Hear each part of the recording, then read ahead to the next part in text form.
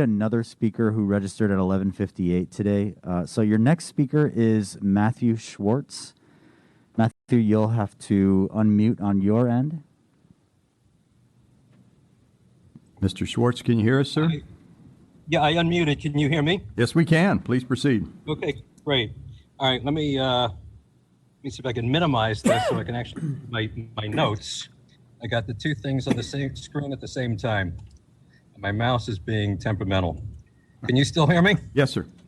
Okay, great. So my name is Matthew Schwartz. I'm actually the executive director of a small organization here in South Florida called the South Florida Wildlands Association.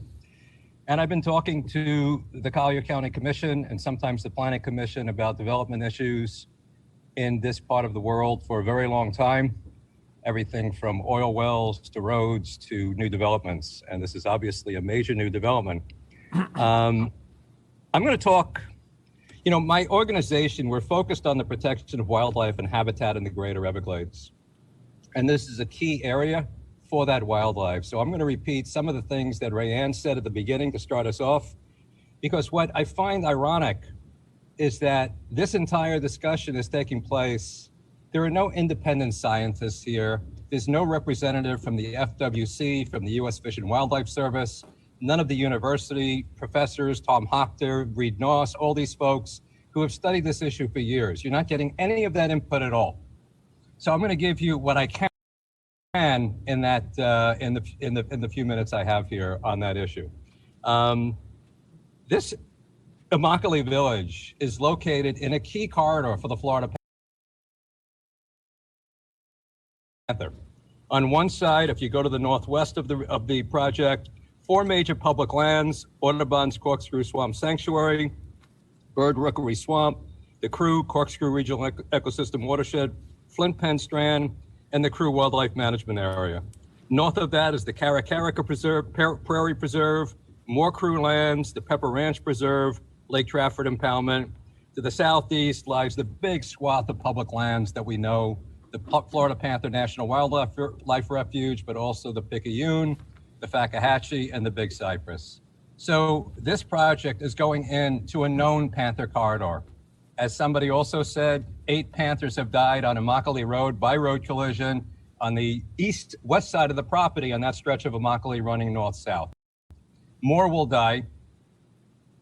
Much more habitat's going to be lost. I mean, there's panther telemetry all over the place, especially in the key corridors, northwest and southeast of this project. So you guys are making, ironically, the most important decision that could be made for Florida's state animal, an animal that has the attention of everybody in Florida, everybody in the United States, actually people around the world are fascinated by the one big cat that's left in the Northeast United States living in your backyard.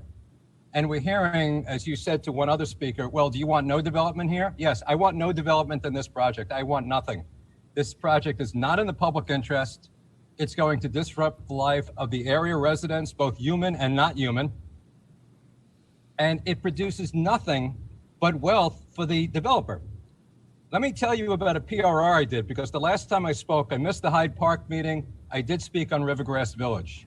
During that discussion, we were talking about how many projects have actually gone on, because the rationale behind this that you hear from Brad Cornell and Ms. Budd from Florida Wildlife Federation is that if we don't build these dense communities, people will be developing all over Collier County. We'll get these 5-acre ranchettes going everywhere. That is not true. When I did a public records request and got the actual developments that have gone in, you see if I could pull up some of the information I got from that. From the PRR, between January of 2015 and January of 2020, 5,440 total permits were issued. 1,500 to 2,000 of them were in the PUDs along 951 and Immokalee Road. All the rest, everything else, was inside the Golden Gate and inside Ave Maria, which both have plenty of vacant lots available. So there is no demand for this project whatsoever, 0 demand.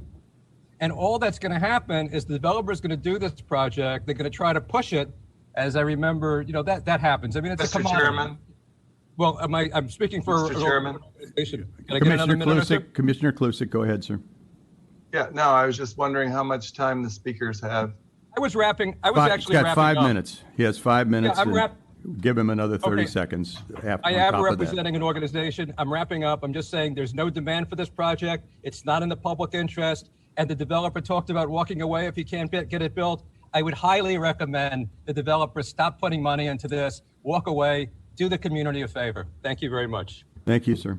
I have a comment. Please go ahead, Commissioner Mr. Schmidt. Schwartz, he said his Yeah, name? Mr. Schwartz. Mr. Schwartz, you certainly, this is Commissioner Schmidt, you certainly sound well-versed on this, but how long have you been in Collier County? We may have lost him. We lose you? We lose him? Appears we have. Yeah, I'm unmuted now. Oh, good, good. You hear me? Yeah, the button came back. It came back. I'm just asking, how long you've been in Collier County? And just, the only reason I asked that, because as if you saw the presentation from Mr. Mull here, this is the rural fringe amendments. These amendments were passed and codified about 23, 24 years ago, Right. included extensive analysis of sending and receiving lands. And many of the agencies you cited certainly were involved and had time to review the impact of any type of proposed development in the rural fringe area. I'm just puzzled. Of course, your position now is that no development should take place out there. Is that correct? Well, it's not just my position. I mean, I get that you say I'm well-versed. I'm not a Panther scientist. I get my information from the scientists that actually do the research. So the two main papers, How Much Is Enough by Couch et al. And Landscape Analysis of the Florida Panther by Fracas et al., both say there is not enough habitat for the panther as it is. Nothing should be developed. The inferior stuff should actually be restored. That's the scientific recommendation. That's best available science. And the papers, the peer-reviewed papers are out there to back that up. But I'm going to say one thing about the agencies, because now we're going to talk a little bit about the politics of the Fish and Wildlife Service. They never deny anything. So even sponsoring that science and knowing that that's the science, they still give the okay to everything that gets built in Collier County. That's another irony. So that's why there's a need for a non-governmental organization like mine to put forward the science that they seem not to be willing to do. I spoke to David Schindler today by email. I said, are you going to be at this meeting? Are you going to be speaking? David Schindler is the lead Panther person for the Fish and Wildlife Service in Vero Beach. Is he speaking today and giving you his recommendations? No, you're getting it from me. So all I can say is that this is best available science. The Panthers have been boxed out. You've got a small population living in a very enclosed area. It's becoming a zoo. Panther roadkill is what it is. We're losing 1% of the habitat a year. Extrapolate that out 50 years, and you got 50% left. That's not enough to support the species. We're talking Mr. Chairman. All right, I understand. I understand your position. Thank you for your comment. Right. Okay, thank you. Thank you. Mr. Chairman? Yes, go ahead, Commissioner. I would just say that the North American cougar, AKA the Florida Panther, certainly seems to have gotten a lot of attention over the decades. And I agree that this has been factored in, and just, the suggestion that somehow the county or the applicant is just moving forward and disregarding environmental concerns is just not acceptable, and it's not fair. And what I would caution people like Mr. Schwartz is that when advocates come in and make their case, and we put systems in place, and then we accommodate that, and we try to put the best practices into practice, and include them in our land development code and all the schemes that we have to encourage environmental planning. It's very, very frustrating to see all of that done, and you win progress, and then as soon as you win progress, then you come and you demand more. And I'm sick of hearing that kind of thing from advocates.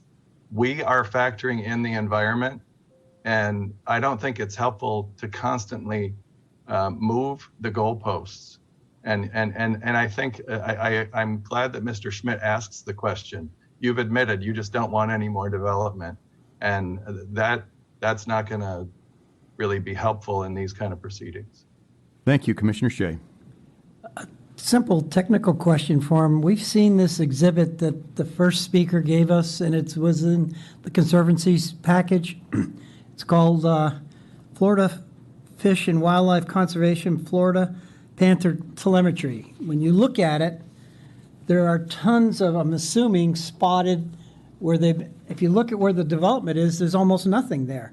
So I don't know how this exhibit, and maybe I'm misinterpreting it, champions the cause that they're destroying panther habitat. From that exhibit, it looks like they're actually picked a spot where the panther doesn't spend a lot of time. So I'd like to see better data, because the data doesn't reinforce that. Thank you. Other comments, Commissioner Schmidt? Just to clarify, and I'm sure Passarello, their environmental specialists, will comment or could, and I think by now they probably already know they're going to have to compensate for impact regardless. In what they call PHUs, Panther Habitat Units, and they will pay a mitigation for Panther Habitat units. That money does go to the U.S. Fish and Wildlife, and it pays for all the other type of things that are going on, outgoing East 41, the warning lights, the fencing, all the other type of things that are associated with it. I would suspect that this is going to be a fairly significant hit in PHUs. And that happens in the PUD process? That happens in the permitting process. Okay. When they go through the permitting process, whether it continues to go through the DEP or it reverts back to the U.S. Army Corps of Engineers under the Endangered Species Act, through either the 404 process or the Section 7 consultation, U.S. Fish and Wildlife does comment, and they will provide input as to what impacts will be taking place. And so, I mean, we can ask those questions when we talk about the environmental impacts. In addition, the Panther credits will also expand Panther habitat as well, to add on to what Commissioner Schmidt is saying.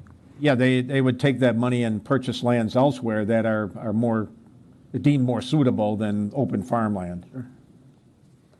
Thank you. Any other comments of this speaker? If not, who's next, if anyone? Our last speaker is Mike Petcher.